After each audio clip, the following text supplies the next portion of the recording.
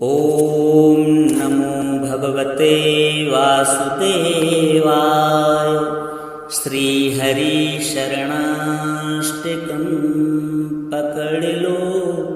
हाथ गिरधारी, नहीं तो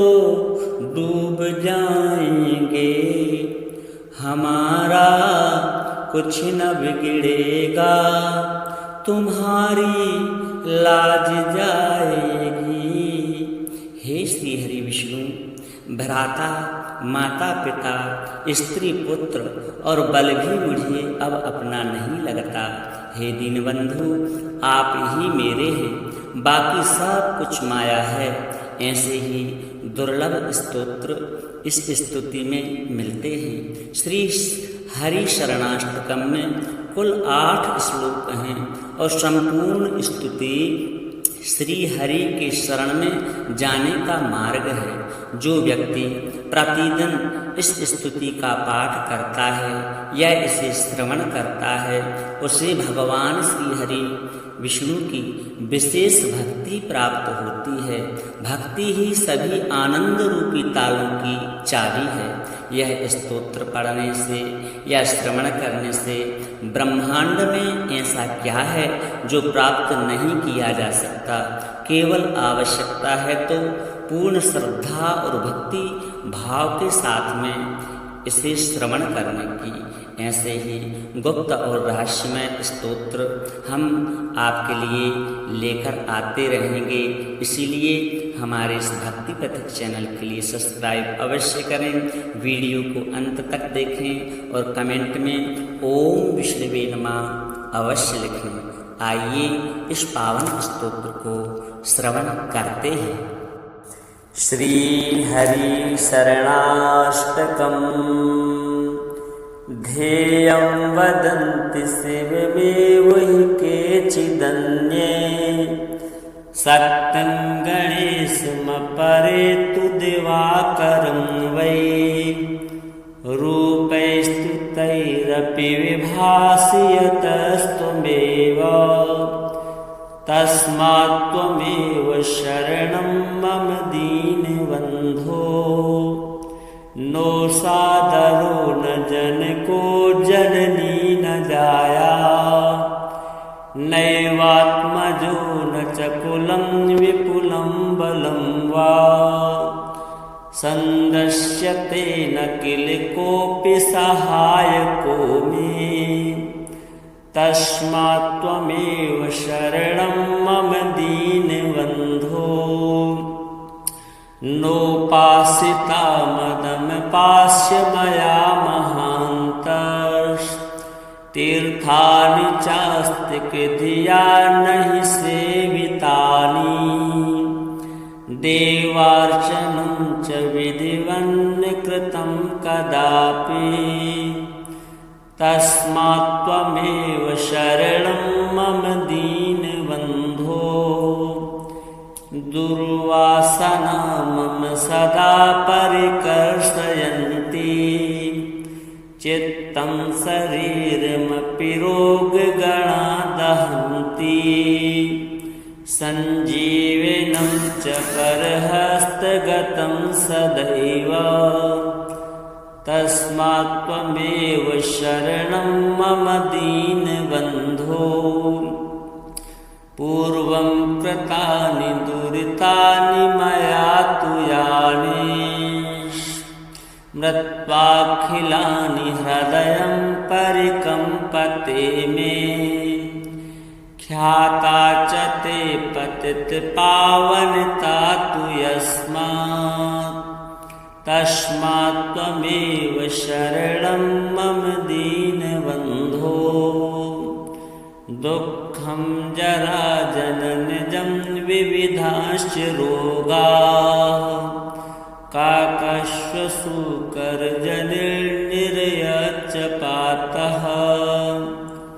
त्वद्विस्मृतेः फलमिदं विततं हि लोके, तस्मात् त्वमेव शरणं मम दीनबन्धो।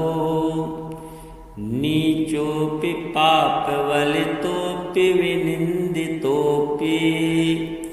ब्रूयात्वाहमिति अस्तु किलैकवारम् तं यच्छसील निजलोकमिति वृतं ते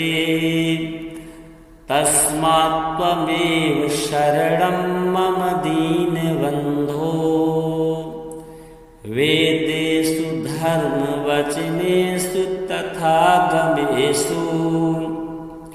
रामायणेऽपि च पुराणकदम्बके वा सर्वत्र सर्वविधिना गतितस्त्वमेव तस्मात्त्वमेव शरणं मम दीनबन्धो ध्येयं वदन्ति शिवमेव हि केचिदन्ये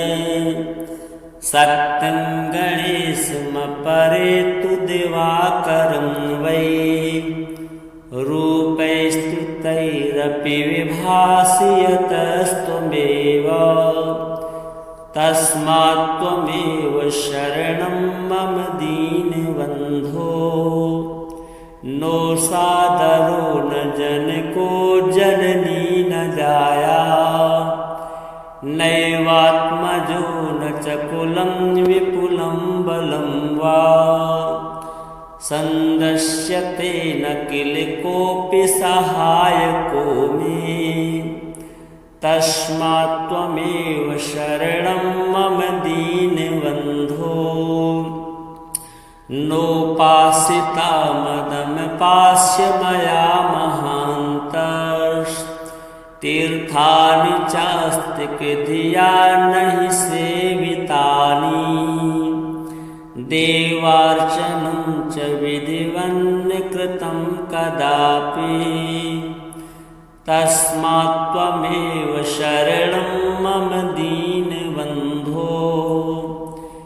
दुर्वासना मम सदा परिकर्षयन्ति चित्तं शरीरमपि रोगगणा दहन्ति सञ्जीवनं च परहस्तगतं सदैव तस्मात्त्वमेव शरणं मम दीनबन्धो पूर्वं कृतानि दुरितानि मया तु यानि मृत्वाखिलानि हृदयं परिकम्पते मे ख्याता च ते पतितपावनता तु यस्मात् तस्मात्त्वमेव शरणं मम दीनबन्धो दुःखं जराजननजं विविधाश्च रोगाः काकश्वशूकरजनिर्निरयच्च पातः त्वद्विस्मृतेः फलमिदं विततं हि लोके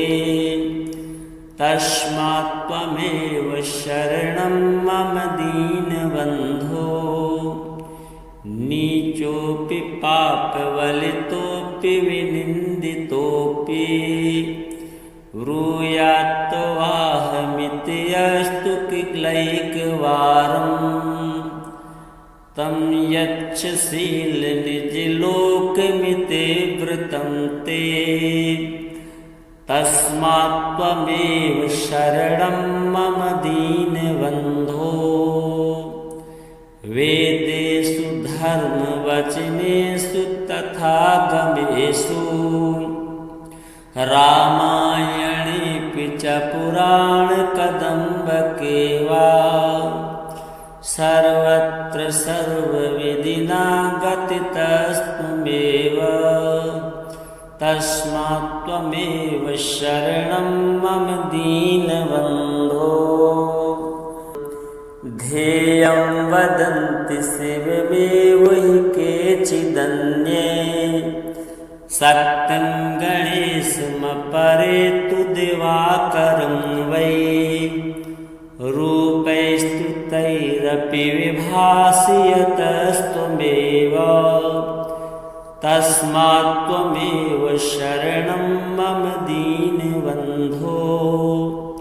नो सादरो न जनको जननी न जाया,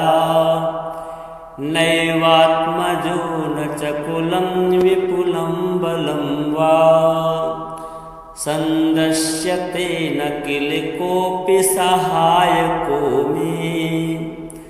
तस्मात् त्वमेव शरणं मम दीनबन्धो।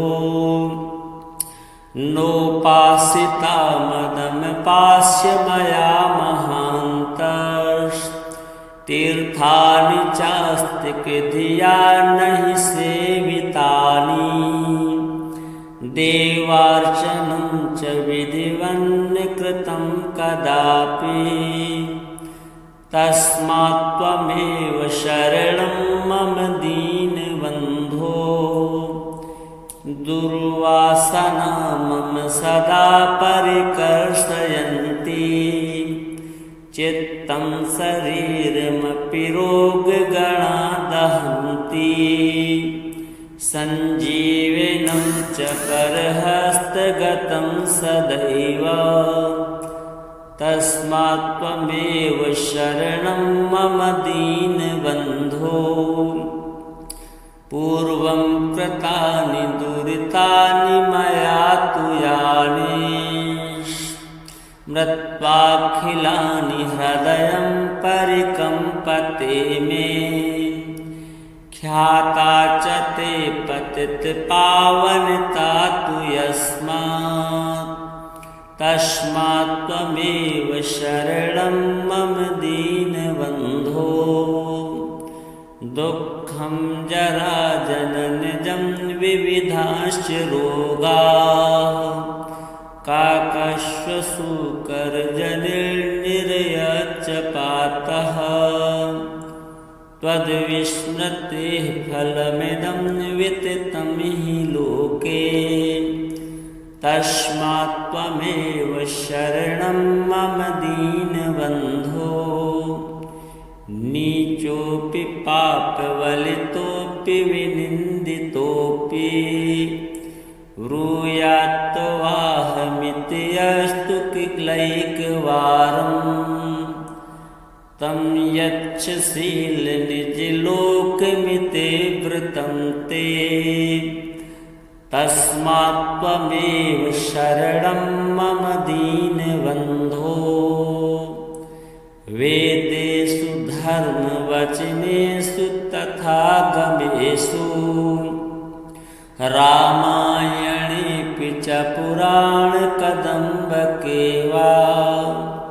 सर्वत्र सर्वविधिना गतितस्त्वमेव, तस्मात् त्वमेव शरणं मम दीनबन्धो। ध्येयं वदन्ति शिवमेव हि केचिदन्ये, सत्यं गणेशमपरे तु दिवाकरं वै, रूपैस्तुतैरपि विभासि यतस्त्वमेव, तस्मात् त्वमेव शरणं मम दीनबन्धो। नो सादरो न जनको जननी न जाया, नैवात्मजो न च कुलं विपुलं बलं वा, सन्दस्यते न किल कोऽपि सहायको मे, तस्मात् त्वमेव शरणं मम दीनबन्धो। नोपासिता मदमपास्य मया महान्तस्तीर्थानि चास्तिकधिया नहि सेवितानि, देवार्चनं च विधिवन्न कृतं कदापि, तस्मात् त्वमेव शरणं मम दीनबन्धो। दुर्वासना मम सदा परिकर्षयन्ति, चित्तं शरीरमपि रोगगणा दहन्ति, सञ्जीवनं च करहस्तगतं सदैव, तस्मात् त्वमेव शरणं मम दीनबन्धो। पूर्वं कृतानि दुरितानि मया तु यानि, मृत्वाखिलानि हृदयं परिकम्पते मे। ख्याता च ते पतितपावनता तु यस्मात्, तस्मात् त्वमेव शरणं मम दीनबन्धो। दुःखं जराजननजं विविधाश्च रोगाः, काकश्वसूकरजनिर्निरयच्च पातः। त्वद्विस्मृतेः फलमिदं विततं हि लोके, तस्मात् त्वमेव शरणं मम दीनबन्धो। नीचोऽपि पापवलितोऽपि विनिन्दितोऽपि, ब्रूयात्तवाहमिति अस्तु किलैकवारम्।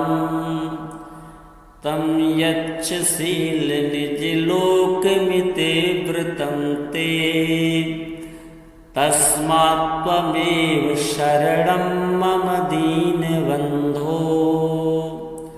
वेदेषु धर्मवचनेषु तथा गमेषु, रामायणेऽपि च पुराणकदम्बके वा, सर्वत्र सर्वविधिना गतितस्त्वमेव। तस्मात् त्वमेव शरणं मम दीनबन्धो। ध्येयं वदन्ति शिवमेव हि केचिदन्ये,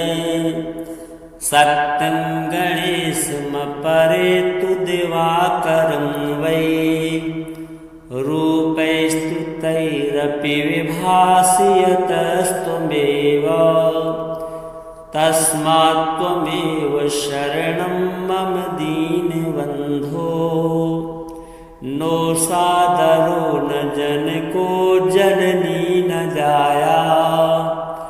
नैवात्मजो न च कुलं विपुलं बलं वा।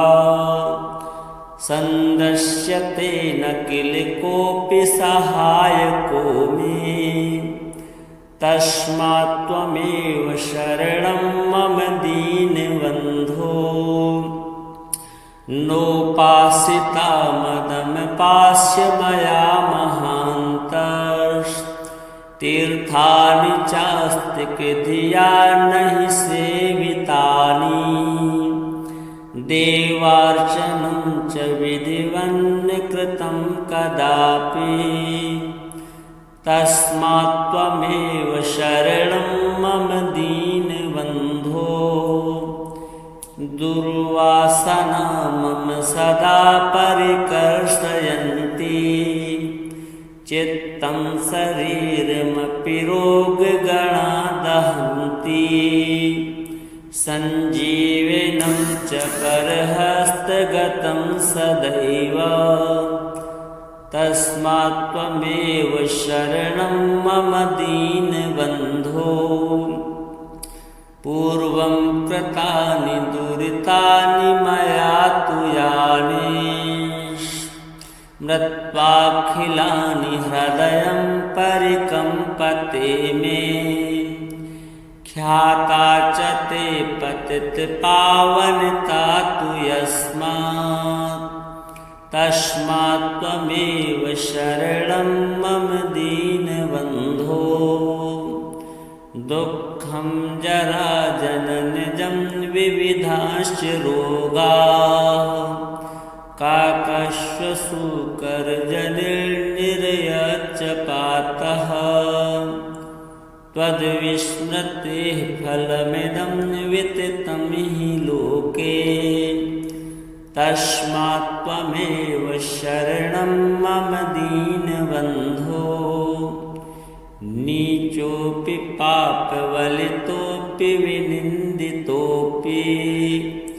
ब्रूयात्तवाहमिति अस्तु किलैकवारम्।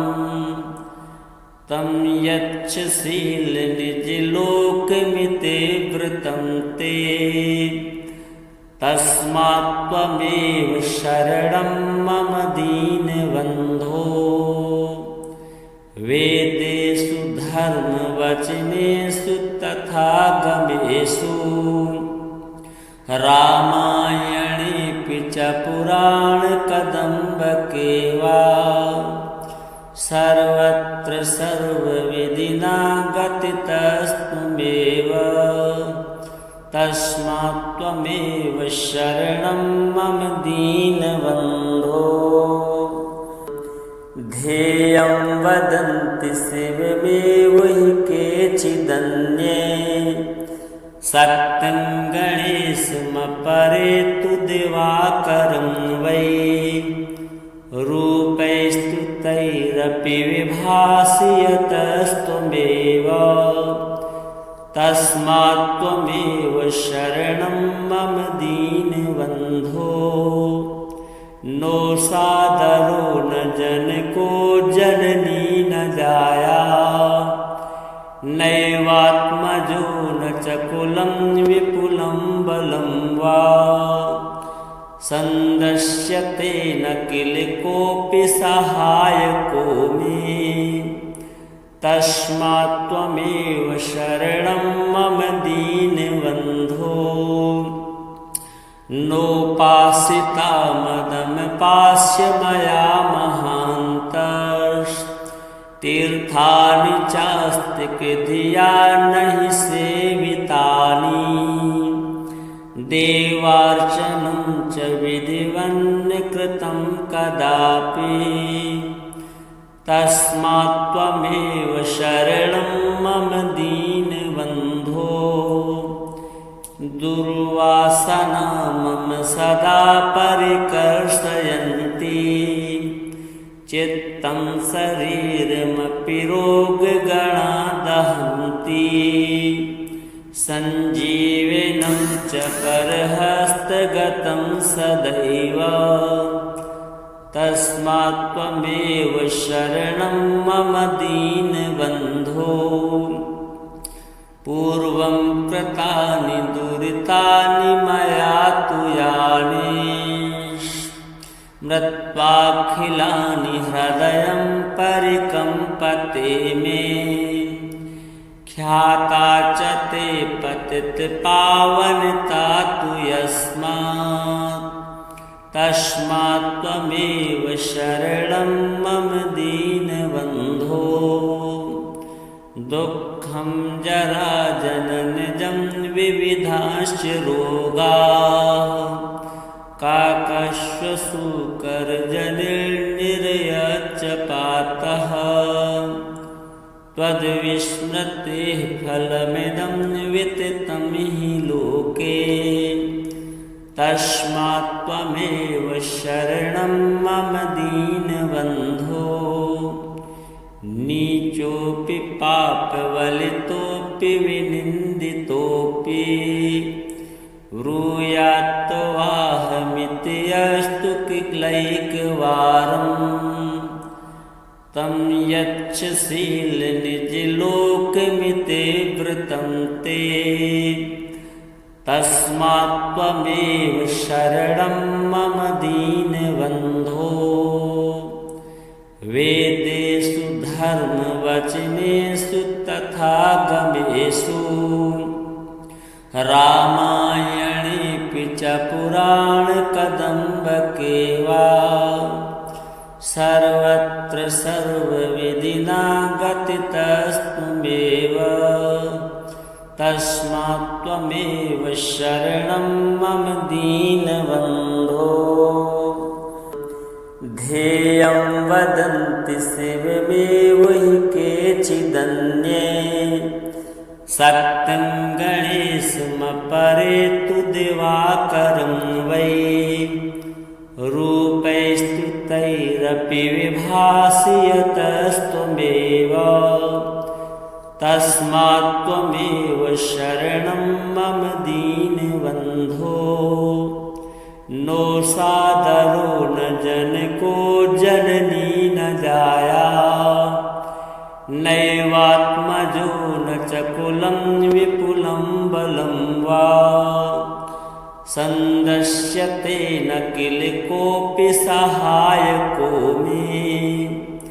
तस्मात् त्वमेव शरणं मम दीनबन्धो नोपासिता मदमपास्य मया महान्तस्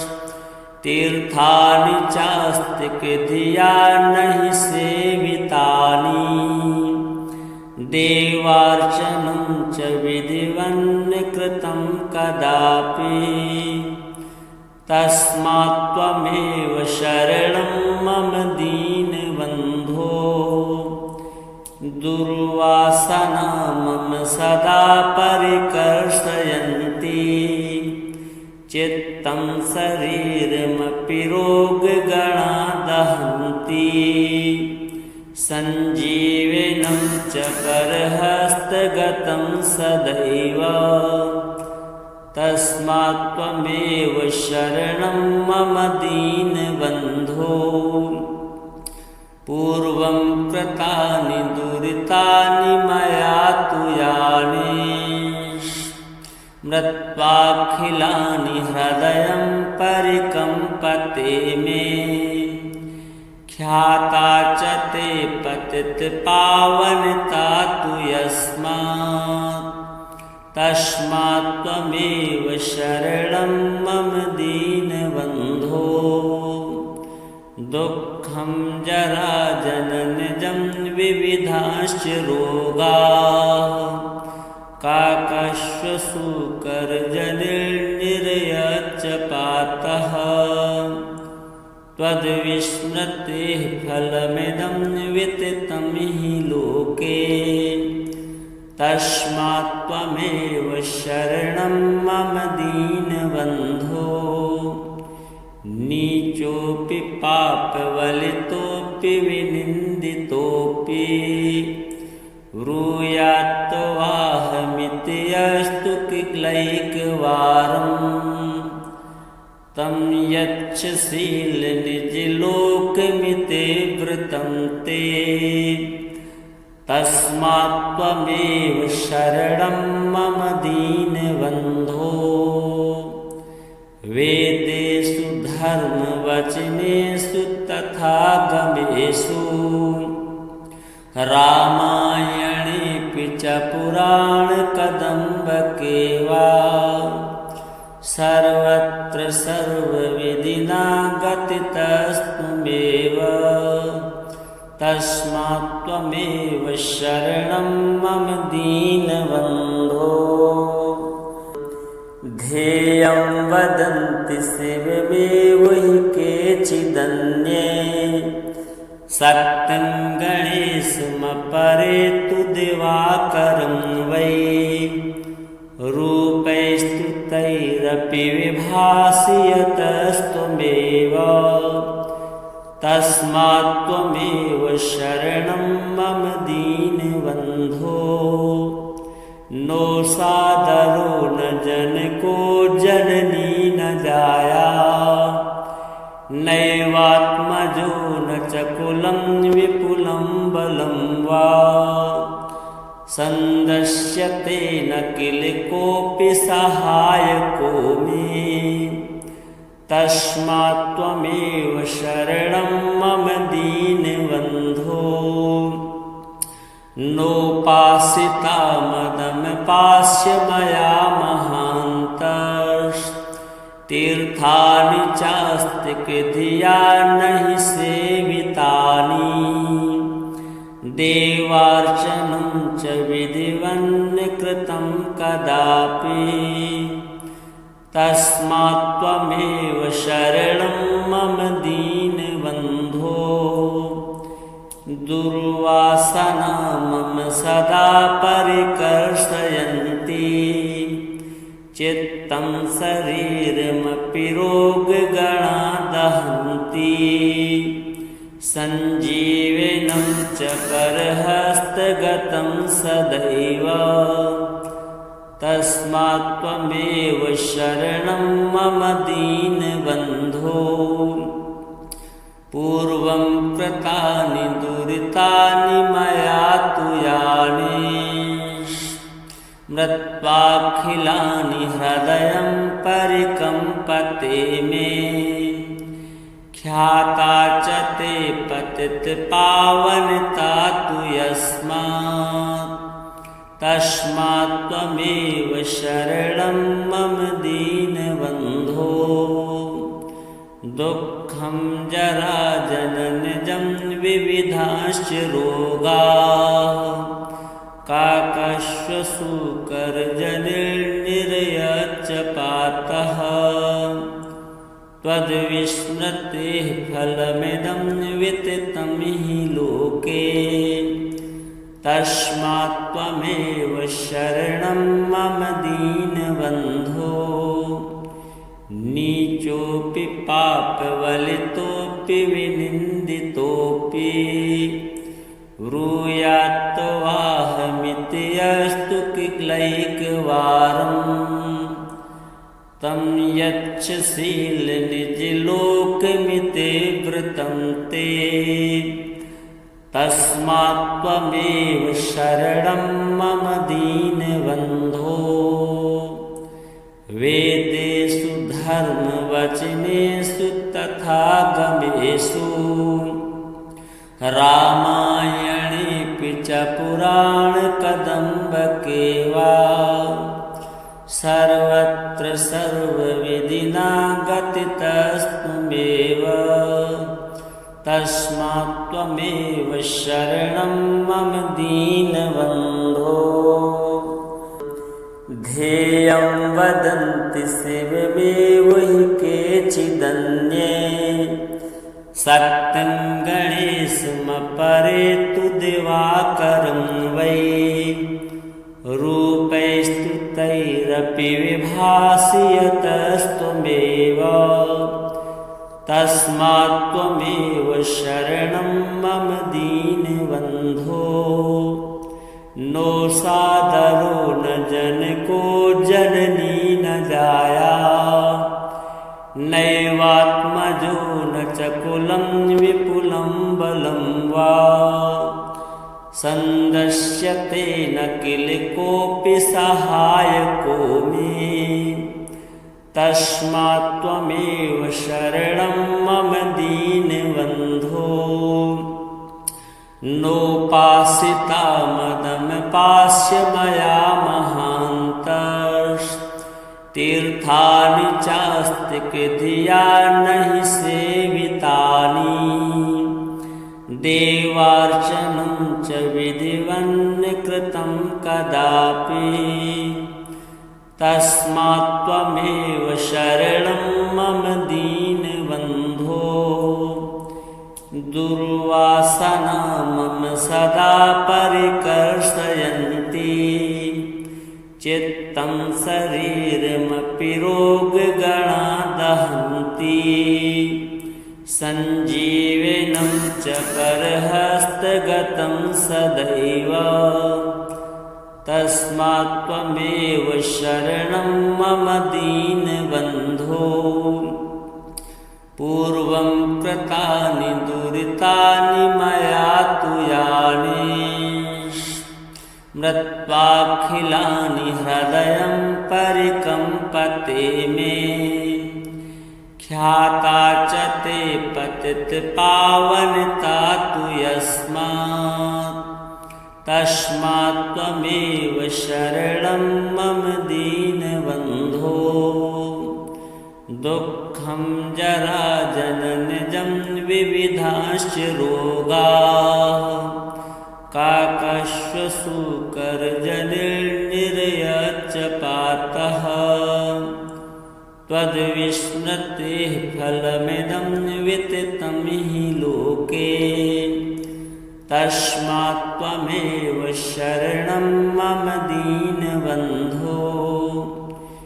नीचोऽपि पापवलितोऽपि विनिन्दितोऽपि ब्रूयात्तवाहमिति अस्तु किलैकवारम् तं यच्छसीलनिजलोकमिते वृतं ते तस्मात्त्वमेव शरणं मम दीनबन्धो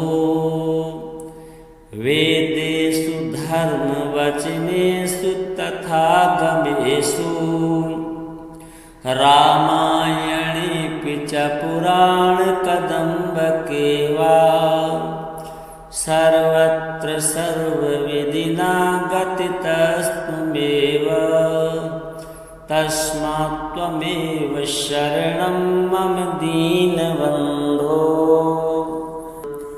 ध्येयं वदन्ति शिवमेव हि केचिदन्ये सत्यं गणेशमपरे तु दिवाकरं वै रूपैस्तुतैरपि विभासि यतस्त्वमेव तस्मात्त्वमेव शरणं मम दीनबन्धो नो सादरो न जनको जननी न जाया नैवात्मजो न च कुलं विपुलं बलं वा सन्दस्यते न किल कोऽपि सहायको मे तस्मात्त्वमेव शरणं मम दीनबन्धो नोपासिता मदमपास्य मया महान्तस्तीर्थानि चास्ति कृधिया नहि सेवितानि देवार्चनं च विधिवन्न कृतं कदापि तस्मात्त्वमेव शरणं मम दीनबन्धो दुर्वासना मम सदा परिकर्षयन्ति चित्तं शरीरमपि रोगगणा दहन्ति सञ्जीवनं च करहस्तगतं सदैव तस्मात्त्वमेव शरणं मम दीनबन्धो पूर्वं कृतानि दुरितानि मया तु यानि मृत्वाखिलानि हृदयं परिकम्पते मे ख्याता च ते पतितपावनता तु यस्मात् तस्मात्त्वमेव शरणं मम दीनबन्धो दुःखं जराजननजं विविधाश्च रोगाः काकश्वसूकरजनिर्निरयच्च पातः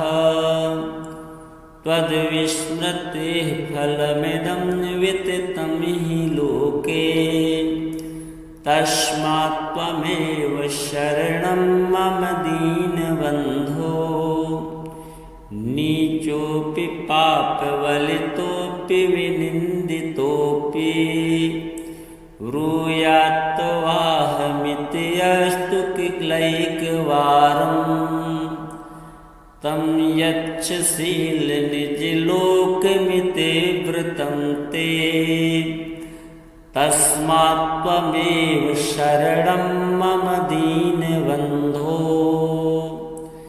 वेदेषु धर्मवचनेषु तथा गमेषु रामायणेऽपि च पुराणकदम्बके वा सर्वत्र सर्वविधिना गतितस्त्वमेव तस्मात्त्वमेव शरणं मम दीनबन्धो ध्येयं वदन्ति शिवमेव हि केचिदन्ये सत्यं गणेशमपरे तु दिवाकरं वै रूपैस्तुतैरपि विभासि यतस्त्वमेव तस्मात्त्वमेव शरणं मम दीनबन्धो नो सादरो न जनको जननी न जाया नैवात्मजो न च कुलं विपुलं बलं वा सन्दश्यते न किल कोऽपि सहायको मे तस्मात् त्वमेव शरणं मम दीनबन्धो नोपासिता मदमपास्य मया महान्तस्तीर्थानि चास्ति धिया नहि सेवितानि देवार्चनं च विधिवन्न कृतं कदापि तस्मात् त्वमेव शरणं मम दीनबन्धो दुर्वासना मम सदा परिकर्षयन्ति चित्तं शरीरमपि रोगगणा दहन्ति सञ्जीवनं च परहस्तगतं सदैव तस्मात् त्वमेव शरणं मम दीनबन्धो पूर्वं कृतानि दुरितानि मया तु यानि मृत्वाखिलानि हृदयं परिकम्पते मे ख्याता च ते पतितपावनता तु यस्मात् तस्मात् त्वमेव शरणं मम दीनबन्धो दुःखं जरा जननजं विविधाश्च रोगाः काकश्वसूकरजनिर्निरयच्च पातः त्वद्विस्मृतेः फलमिदं विततं हि लोके तस्मात् त्वमेव शरणं मम दीनबन्धो नीचोऽपि पापवलितोऽपि विनिन्दितोऽपि ब्रूयात्तवाहमिति अस्तु किलैकवारं तं यच्छशीलनिजलोकमिते वृतं ते तस्मात् त्वमेव शरणं मम दीनबन्धो वेदेषु धर्मवचनेषु तथा गमेषु रामायणेऽपि च पुराणकदम्बके वा सर्वत्र सर्वविधिना गतितस्त्वमेव तस्मात् त्वमेव शरणं मम दीनबन्धो।